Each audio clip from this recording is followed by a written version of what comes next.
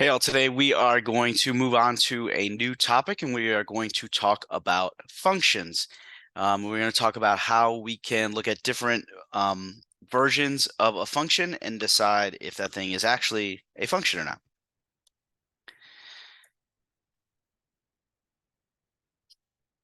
So we have a set of coordinates here. This is in set notation. These little curly braces tell us that this is a set. And then each of these individual parentheses we call a coordinate.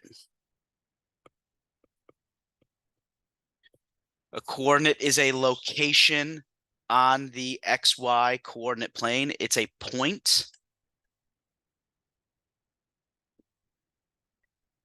Each of these coordinates has an XY.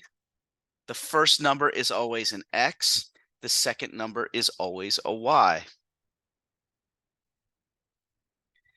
And so this is a set of points. It's a set of coordinates. It's a set of locations on a coordinate plane or a graph. And that should be an N. Each of them has an X and a Y. The second number is always the Y. It's just like in alphabetical order.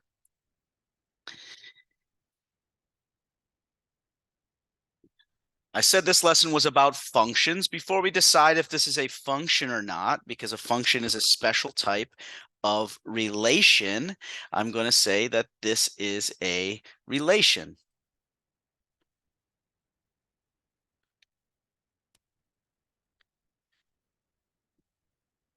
A relation is just what we call a group of points where we have x's that correspond to y's. So here we have a set of points that all have an x that corresponds to a y. We call that a relation. There's a relationship that exists here. What we want to learn in this lesson is deciding whether or not that relation is a function. The thing that we need to know about functions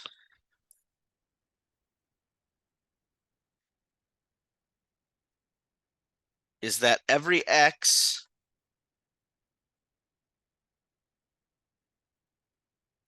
has only one y. So when we look at a set of coordinates, we are looking at the x values and making sure that they only match up, they're only related to one y value. If that is true, then we can call it a function. So let's look at the x values. Oops. I wanted to get a highlighter. There it is.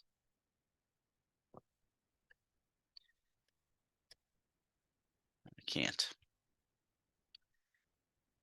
We're looking at the x values. And we're making sure that each of those x values only matches up with one y value. Well, all of those x values are different. So that means that they're not getting two different y values. So we would call this a function.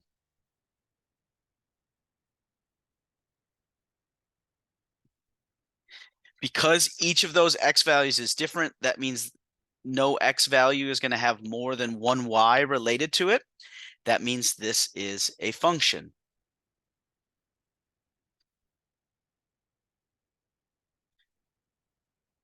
And you can think about a function as sort of like a machine where when we plug in an x value, a specific unique y value comes out of that machine. So if we put an x value in, it can only get one y value out of that machine. That's what the function does. It takes an x value and it spits out a y value. If we have a relation that shows an x value related to more than one y value, then that thing is not a function. That's not how functions work. We have to be able to plug in an x and get one unique y out of it. So I'm just going to look at this set of coordinates. I'm going to circle my x values. The x values are the first number in each coordinate. I'm going to look to see if any of them match. Okay, I have two threes. So I have two x's that are threes.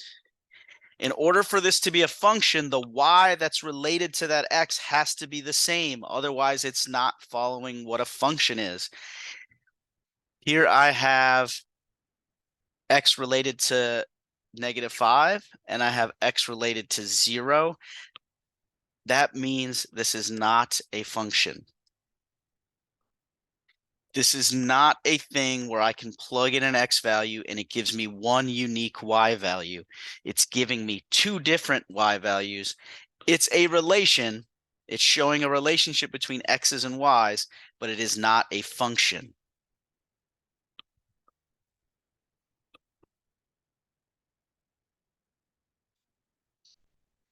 So there's other ways to show relations. That was a set of coordinates that we just looked at in the last two. We can also show them in tables where we put the x's in one column and the y's in another column.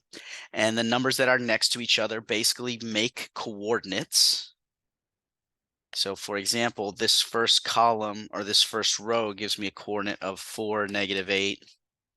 And then we have 5, 7, -2, 7. 0, 4. So this is the same thing we are showing in when we have just a set of coordinates.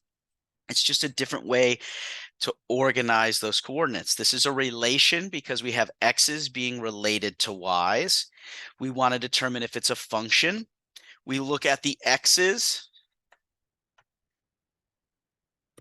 and we want to make sure that every x has one and only one unique y. None of those x's are the same. So that means they're all going to have their own y. And so this is a function. You might notice that y for two of the x's is 7, but that's okay. It's okay to plug in two different numbers to a function and get out the same response, to get out the same y value. That's okay. It's not a function if one x makes more than one y, but it is okay if two x's make the same y. So we look at the x's and make sure none of them are the same. If they are the same, we need to make sure the y's are the same. If we have y values that are the same, like these two 7s, that is okay. This is still a function.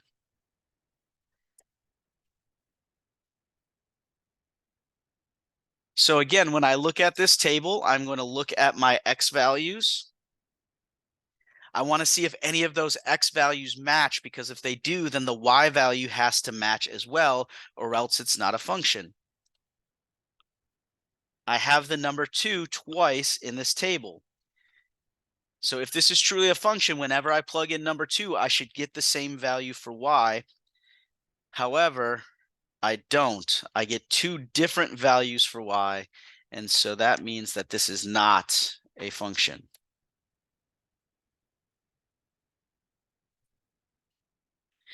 Please do make sure as you're going through this, if you need any clarification, you ask me before you move forward and potentially get more confused. So please do, if you have questions before we look at these graphs, please do ask me for help. When I look at a graph, we can graph relations. This is the graph of a relation. This relation is a line.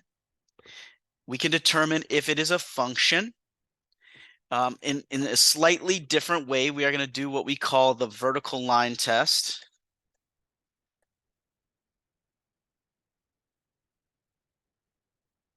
And you can do this with a pencil or a pen or your finger, or you can picture it in your head if that's good with you. A vertical line is a line that goes up and down. And the vertical line test basically is if we take this vertical line and we move it across the relation, if that vertical line only ever is touching one point, then it's a function. If we cross our relation more than once at the same time, then it is not a function. So if you take your pencil and you move it across the screen to the right, across this line, you're only ever going to be touching the line in one place. And so that means we pass the vertical line test. This is a function.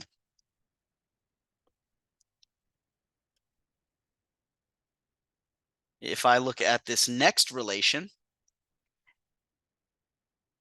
if you take your pencil from left to right and you move it over this graph of this relation, this curve, you are going to end up touching the graph in more than one place at the same time. For example, if I draw my vertical line right here, I'm hitting the graph right there and right there. That means that I have an x value here of -1 that is related to two different y values, somewhere between 2 and 3, somewhere between -4 and -5. That x value is related to two different y values. It's my vertical line is crossing my picture in two places. It fails the vertical line test, and that means it is not a function.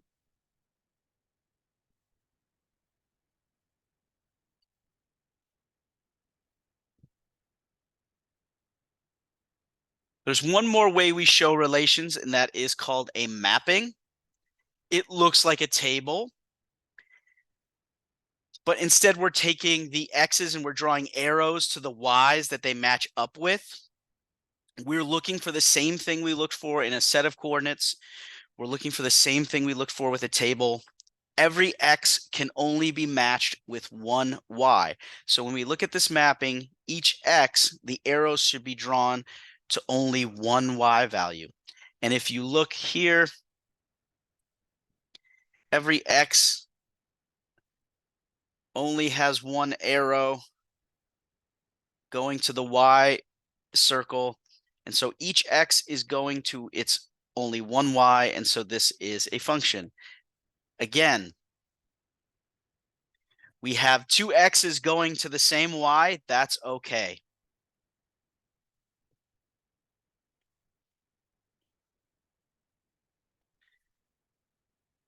When we look at this mapping, I see my x value of 0 has two y values, or two arrows. Those two arrows are not going to the same y value. They're going to different y values. And so this cannot be a function.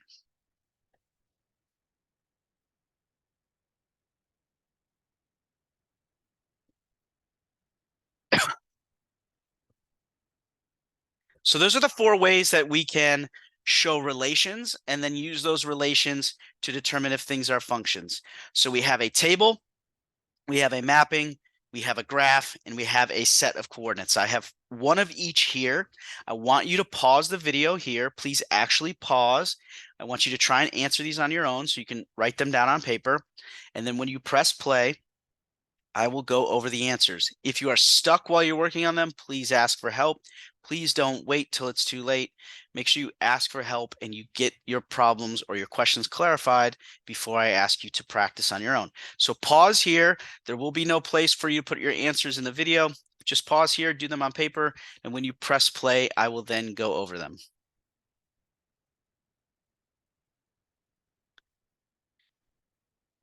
So I hope that you tried these on your own. When I'm looking to determine if I have a function, I'm looking at the x's. So for this first one, I'm looking at my x's. They are all different.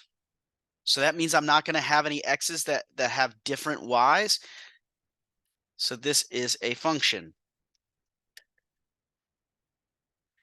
When I look at my mapping, each of my x's only goes to one y.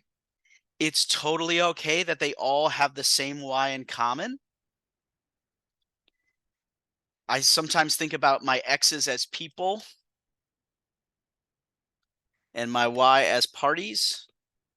And so it's okay for lots of people to go to the same party, maybe a birthday party. That's okay. We'll call that a function. What we can't have is one person going to multiple parties at the same time, and that's what would make it not a function. When I'm looking at my graph, I can draw a vertical line, or you can put your pencil up to the screen, and you can see in many places, it doesn't have to be that place, but we will be touching this circle in more than one place. And so it fails the vertical line test. This is not a function. I'm just going to say not. Because the x value of -3 has two different y values, a y value of 5 and a y value of -5. And last was this set of coordinates. I'm going to look at the x's. What I notice is that all of the x's are the same. And all of the y values are different. That means this thing is not a function. Again, if we think of the x values as people, this person, number 1, is trying to go to 5 different parties at the same time. That's a no-no. This is not a function. As I said before, if you have any questions on any of these, like maybe you got a few of them wrong or 1 or 2 of them wrong, please ask me before you move on. There's going to be 20 questions here that I'm going to have you answer. While you're working through them, you can feel free to ask questions as well, but it's better to get your questions answered before you try to practice on your own. When you're ready, answer the 20 questions, take your time, and good luck.